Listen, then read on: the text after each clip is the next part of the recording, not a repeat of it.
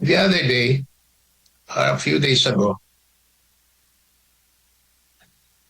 sensya na, I attended a Christmas party sa mga bata at sa mga abused women. Palagi yan, Pasko, every Christmas. These are his advocacies dito sa Davao. Hindi alam ng mga hindi taga Davao. Pero every Christmas and year-round, he has been supporting this advocacy. Dalawang tao ang lalambot sa puso niya. Bata at mga babaeng inaabuso. So hindi ako magtataka kung bakit patuloy yung suporta at pagdadasal sa taong ito.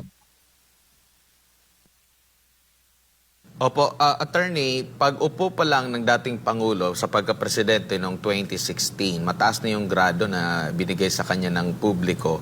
Pagbaba niya, mataas pa rin yung grado na binigay ng publiko sa kanya, yung satisfaction, trust rating, at nagtuloy-tuloy yan at nabanggit mo nga hanggang sa kasalukuyan. Kaya nga nag-uumapaw pa rin ang pagpapahayag ng suporta sa dating Pangulo. Hindi ba ito maaring, kumbaga, patunay na yung mga akusasyon laban sa kanya ay mali? Kasi kung meron siyang pang-aabuso na ginawa sa kanyang termino, hindi po ba magre-reflect din yan at ang taong bayan ang makapagsasabi kung ito ba'y naging mabuti na leader o naging masamang leader, naging abusadong leader, at yung mga akusasyon laban sa kanya ay totoo, hindi, attorney? Alam mo, may nakausap ako the other night during a Christmas party.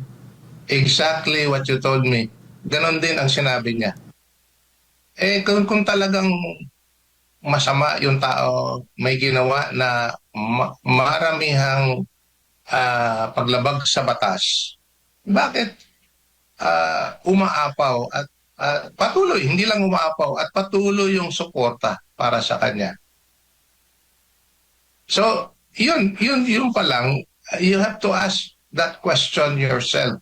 All across the political divide, kasama na yung nasa kabila na ayaw maniwala na yung dating Pangulo, si Tatay Digong, si Mayor Rudy, sa mga kaibigan, bahay nga lang ang gusto niyang matawag sa kanya, na he did it for the country and for the Filipino people.